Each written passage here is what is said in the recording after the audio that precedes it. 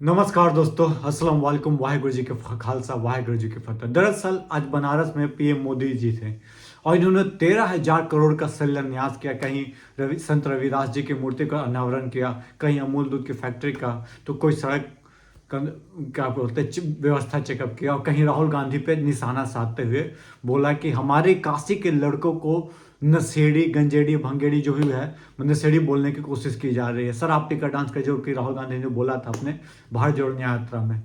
Sir आपने सब कुछ बोल दिया। आपने ये बोल दिया कि ये गठबंधन जो है दिस दैट नहीं चलेगा, ये पुरानी मतलब कि नई पैकेट में पुरानी चीज परोसी जाने की कोशिश की जा रही है, कुछ इस टाइप में बोला उन्होंने। बात सब कुछ अलग है, आप राजनीतिवाद, पलटवार सब कुछ कीजिए, बट युवाओं के साथ खिलवाड़ मत कीजिए साहब। आप माननीय मुख्यमंत्री प्रधानमंत्री 2 करोड़ रोजगार के वादा किया था। भाई 10 साल हो गए, पूरा मिला के 2 करोड़ रोजगार नहीं मिला। आज युवाओं सुसाइड पे आतुर हो गए हैं। क्या करें, उनको भविष्य दिख नहीं रहा है। आज ही एक लेटर मैं अपने थंबनेल में पोस्ट किया हूँ, शायद यदि आप देख लीजिएगा, नहीं देख पाएंगे तो कमेंट में बताइएगा, मैं लेटर आपको दे दूंगा। दरअसल उस बंदे ने अपने लेटर में लिखा कि आज मेरी ज़िंदगी की आधा ज़िंदगी मेरा पढ़ने लिखने में ख़त्म हो गया और मैं एक नौकरी नहीं ले पा रहा हूँ। इससे दुख की बात क्या है, आज मैंने माता के हाथ का खाना खा के मैं अपना आखिरी सांसें गिन रहा हूँ।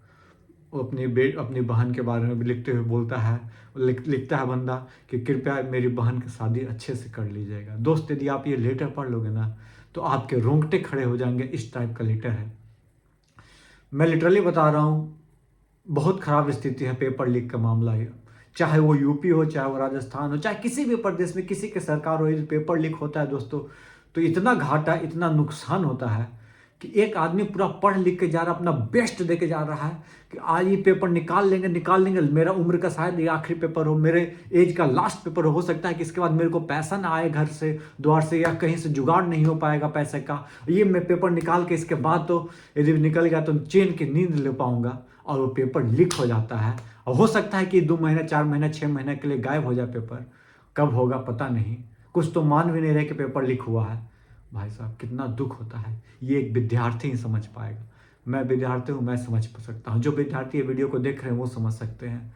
जो लोग हिंदू, मुसलमान, यादव, मुस्लिम दिस दैट करेंगे उनको समझ में नहीं आएगा, और जिनको नहीं समझ में आ रहा है उनके बच्चे पे ही खतरा होने जा रहा है। मैं बता रहा हूँ, उनके बच्चे के लिए ये मतलब कि हानिकारक है। सर चाहे, मैं मजाक नहीं, बहुत सारी चीज़ें होती है, बहुत व्यवस्था टाइट करके रखिए, क्योंकि ये जो गड़बड़ करते हैं वो अधिकारी लेवल के या अंदर के लेवल के लोग होते हैं, जो अपने ही मतलब अधिकारी हो या अपने लेवल के, मतलब होता है पेपर कौन लीक करेगा ना बताइए। हम पेपर बना रहे हैं, हम 4 गो मिलकर पेपर बना रहे हैं, तो 4 में से एक गड़बड़ घोटाला करने वाला होगा तभी ना पेपर लीक होगा। हमने चारों मिलकर पेपर बनाया, पैक करके सील पैक कर भेज दिया। अब फिर ट्रांसपोर्टेशन में या तो गड़बड़ हो सकता है, या तो पेपर जहां पहुंचा है जिस सेंटर पे, वहां पे किसी ने पेपर खोला, ओपन किया, देखा, उसके बाद उन्होंने सेंड किया। यही हो सकता है पेपर गड़बड़ करने वालों में। तो इसको तो टाइट किया जा सकता है। सर आपने पूरा युवराज, फलना ढकना, जो भी राहुल गांधी को बोलना था बोल दिया, पर आपने एक बार भी पेपर लीक के मामला के बारे में हवाला तक नहीं दिया। आपने बोला सेटिस्फाइड नहीं, बोलता है कि कोई बात नहीं, वहां पेपर लीक हुआ तो हुआ, मैं आपको गारंटी देता हूं कि अगली बार से पेपर लीक नहीं होगा। मैं आपको गारंटी देता हूं, मोदी की गारंटी होती है ना, मैं आपको गारंटी देता हूं कि पेपर लीक कड़ी कार्रवाई करी जाएगी। मैं आपको गारंटी देता हूं कि पेपर लीक होने का जो भी खर्चा हुआ था पहले दिन, मतलब सबके खाते में, जितने 50 लाख लोगों ने, जो स्टूडेंट ने जो खर्चा किया होगा, मिनिमम 500 रुपये आपके अकाउंट में दिए जाएंगे या 200 अकाउंट में दिए जाएंगे, कम से कम भाड़ा आपको दे दिया जाएगा, या रेलवे परिवहन जो है आपके लिए फ्री कर दिया जाएगा। कुछ तो बोलते सर, पर आपने कुछ नहीं बोला, मौन बर्ड। अमूल का फैक्ट्री लगेगा, 3 लाख किसानों को फायदा होगा, बिल्कुल सही है। ये हाईवे बन गया, फायदा होगा, बिल्कुल सही है। सर एक बात बताएं, रोज आप प्रधानमंत्री बने थे युवाओं के दम पे। आपको युवाओं ने आंख बंद करके विश्वास किया था कि भाई 2-2 करोड़ रुपया, 2-2 करोड़ नौकरियां मिलेगी। सर लेकिन आपने दिल तोड़ दिया, मजाक नहीं। हो सकता है आप सब काम किए, बहुत अच्छा, राम मंदिर बनाए बहुत अच्छा, 370 हटाया बहुत अच्छा, ट्रिपल तलाक हटाए बहुत अच्छा।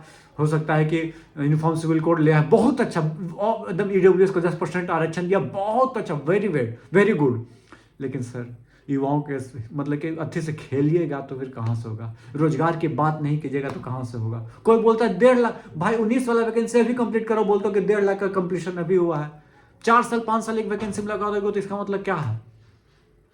सर पेपर लीक बंद होना चाहिए, चाहे वो यूपी में हो, चाहे राजस्थान में हो, चाहे बिहार में हो, कहीं भी हो, क्योंकि एक मेहनती लड़का पीछे छट जाता है, जो कि जिसके पास पैसा आता है वो ऊपर ले आता है, कट ऑफ इससे हाई हो जाता है। कट ऑफ हाई होने के बाद कितना नुकसान झेलना पड़ता है ये स्टूडेंट से ज़्यादा कौन समझेगा। तो प्लीज़ इसको बंद करवाने की कोशिश करिए, इसको रोकने की कोशिश। ऑनलाइन परीक्षा हो रहा है, ऑफलाइन परीक्षा हो रहा है, सब जगह यही स्थिति है।